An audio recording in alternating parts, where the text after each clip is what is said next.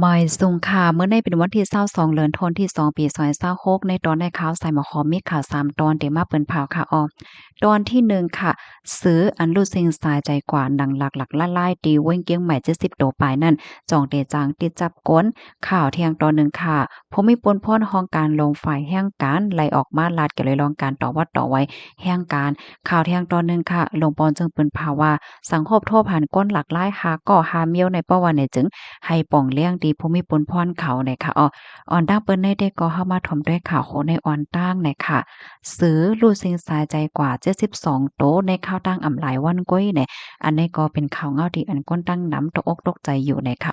เมื่อวันที่21เดือนธันวาคมที่2ปี2026เนี่ยมีรองคืบหน้าออกมาเกี่ยวกับไปลองสื่อรายกายก้อนอันมีไว้อยู่ที่คุมแม่ริมและดังคุมแม่แตงใจดอนเกียงใหม่72โตอันลูซิงสายใจกว่าหนังหลักๆหลายๆ ในข่าวดาว12วันตีป่นมานั่นนะคะเนาะข่าวย่ำสืบมาในภูมิพลพรเขาในกอลาดว่าซื้อที่อันลูซินสายใจกว่านั้นมีไว้เจอแมงไข่หัดแมวและดังเจอพาโวไวรัสเฮ็ดจังไหนเนาะ ซื้อดีอันที่จับเจอแมงไข่หัดแมวดีคุมเสือแมริมและแม่แดงนั่นเป็นยอกะตั้งเป็นอันเดียวกันค่ะตั้งเซ็งตั้งหมดตั้ง2ตีในเนี่ยก็มันห่างไกลกัน30กิโลเมตรเฮ็ดจังไหนค่ะนะก้วยกาวาก้นวันก้นเมืองก็ยังตึกอ่อนกันตกอกตกใจอยู่นั่นค่ะนะนอดีฝ่ายภูมิพลพรฝ่ายโตสัตว์เขาไล่ออกมาเปิ้นเผาลาดว่าเป็นไข่หัดแมวและเปลี่ยนมาเป็นไข่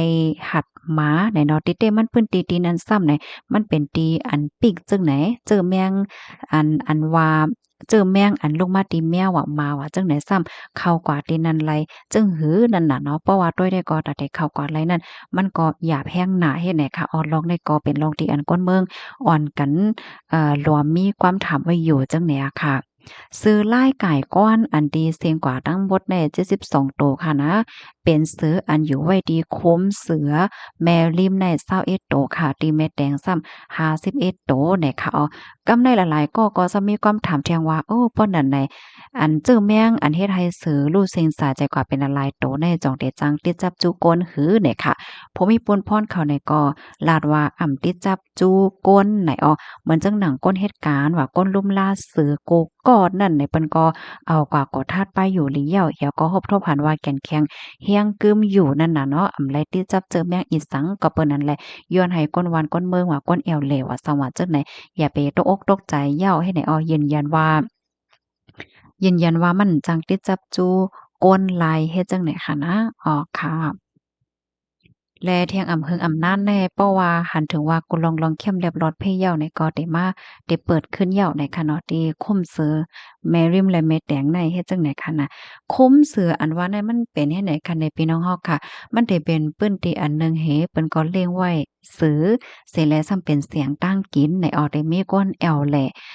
แล้วก็พี่น้องคนไทยแหละจั่งใดค่ะนะเพราะว่าวันหรือวันหยังวันเสาร์วันอาทิตย์ห้าเนี่ยเปิ้นก็ได้ออกข้าวตั้งก่อนที่นั้น มันเตไกลเว้งอีกหนึ่งเฮ็ดเนี่ยเนาะก็ด้วยสภาวะตั้งหังหลีต้นไม้ต้นตอก5สังหาเฮ็ดจังไหนเหี่ยวก็กอดด้วยป้าสือกว่ากินข้าวเฮ็ดจังไหนเอาเปิ้นตีๆในค่ะนะมื้อป่นมามื้อพองตีค่ะอยู่ดีเมืองไทยเนี่ยค่ะก็ใกล้กว่าเหมือนกันเนี่ยค่ะเนาะกว่ากินข้าวยอก็ด้วยสือจังไหนอะนะค่ะลูกข่าวเงาอันใดหาเราก็ใจมลีค่ะเนาะหันเสือเอโลนาเนี่ยค่ะเนาะ ลูกดีข่าวง่าโหนในเหตุและกำในเฮาค่ะมาถ่อมด้วยข่าวเงาแทงตอนหนึ่งค่ะลองวัดลองไหว้หน่อยเนาะอยู่ดีห้องการลงฝ่ายแห่งการไหลออกมาเปิ้นเผาว่าทางแห่งดิกเตเตอร์ขวากลองต่อปันอายุวัดไหวพี่น้องแห่งการเมื่อวันที่21เดือนธันวาคมที่2ปี2026เนี่ยมีข่าวเงาออกมาว่านางสาวตรีนุชค่ะไหลออกมาลาติในปางกลมว่าที่ในปางกลมนั่นค่ะมีรองหันเลจอมเปิดตาเตอร์ ขวากขิงข้าวยามในตอนของการแกลิดลองข้องขำอันพี่น้องแห่งการยืนย้อนไหวขว้างเหตุการณ์ไหนคะมือกาก่อนป้นมานั่นไหนเปิ้นก็มักมันไว้ว่าวันนั้นวันไหนเฮ็ดจังได๋นั่นค่ะน่ะเนาะก้อยกะว่าหมังปองหมังไหลในตาได้ยึดในสมณมีหลวงข้องขามไหนค่ะในส่วนที่อันเกี่ยวข้องกันดั้งส่งเพิ่นเล็กเพิ่นหลายอำว่าได้เป็นไว้รับห้องป้ายอยู่หลีไว้กว่าทัดป้ายอยู่หลี และลองจ่ายเงินกาไว้ขว้างเหตุการณ์เก่าปากหวาดนั่นแหละค่ะเมื่ออ่อนตั้งได้ก็เปิ้นมักมันไว้ว่าให้จ่ายให้เหย้า ก่อนวันที่24เดือนธันที่2ปี2566ไหนเนาะตอนตาพี่น้องแห่งการก้นลาวก้นเมืองห่มตุ่มแลเวียดนามเสียก็ให้เด้อควาก็เป็นวันที่31เดือนธัน3ปี2026เปิดให้พี่น้องแห่งการเซียนในเตไลลดห้ามในตอนของการต่อวัดไหวในเฮ็ดจังไหนค่ะที่ในปางกลมนั่นในเรียกว่าเป็นปางอบโอ้กันเปิดตาเตกระดิดลองข้องคำในคักตอนของการเย็นย้อนไหวความเหตุการณ์ของพี่น้องแห่งการ3จึงเมืองเนี่ยค่ะเอาตั้งเสียงตั้งหมดก็ได้มีอยู่375,000เฮงปลาย38ก่อค่ะเมื่อวันตั้งได้ก็ได้มีอยู่890,000 7 ปาก86ก็เฮ็ดจังไหนค่ะนะมันป้องว่ามื้อเหลียวมันเป็นเซียนต่อวัดต่อไว้พี่น้องแห่งการแจ้มันก็ได้ก่อยาวกว่ายาวมันก็ได้ก่ออีกเนื้อร้องข้องคำละลายเมี่ยวเหี่ยวก็คับเคิงต่ออำไปย่อมไปโตเฮ็ดจังไหนคันเนี่ยนะตั้งฝ่ายผู้ใหญ่ก้นลงเขาเนี่ยก็อบโอ้กันหลายปานหลายฝ่ายยาวสีเนี่ยเขาสืบได้ก็ได้ยืนกว่าเทียงตีปานหรืออันเปิ้นฮ้องว่าครมนั่นค่ะน่ะเนาะเพราะว่าตั้งฝ่ายครมหันเหลียวเนี่ยก็เปิ้นก็ได้ขึ้นมาเปิ้นเผาไล่โหยอย่ำมันเทียงสืบกว่าว่าจังไหนค่ะข้อมูลตอนนี้ก็ค่ะเลยปีมาที่ห้องการข่าวสดนะคะเนาะนี่ก็ได้เรียกว่าเป็นข่าวเงาหลีอยู่ป้อดอนตอนนึงในค่ะเนาะตอนตาพี่น้องค่ะมาเจอที่ว่าโอ้เฮาขับเคิงอำไปเหี่ยวไปตัวในเฮ็ดไหนค่ะนี่ก้อยกะว่าไล่โหยอย่ำมันเตมาจังหือเทียงก็เฮาก็สืบไปด้วยกว่าแทงกำในเฮามาถ่อมด้วยข่าวโหในค่ะลงปองจึงปันฟังค่ะหาสายงายเงาลายโกนที่อันจังเป็นเพเมื่อวันที่21เดือนธันวาคมที่2ปี2026ได้มีข่าวเงาออกมาว่าตั้งฝ่ายภูมิพลพรเขาค่ะเนาะไล่ป่องแล้งถึงปันพี่น้องก้นวันก้นเมืองว่าอิงเนอเมื่อกาก่อนป่นมาแหละจึงไหนค่ะดอกก็ใกล้ครบทบหันก้นที่อันมีไว้ตั้งเป็นป้ายจ่ายว่าก้นที่อันเกี่ยวข้องยาเมากำว่าก้นที่อันมีลองเฮ็ดตั้งสร้างอันเลโกเลกากที่อันจังมีพรตุ่มย้อนต่อลองห่มลมลองรถเพศของก้นวันก้นเมืองนั่นในเสแลสั่งว่าพี่น้องเฮาคาเขาครบทบหันก้นที่อันมีฝังหางหามิ้วเหมือนจังหนัง1อ่ำลับอ่ำนอนว่า2ว่าไปกว่าไปมาแปลกๆแปลกๆหลักๆ3ลาทางก้อยก้อเหลียว4ใจปิดใจปอดใจหาวใจแก้ม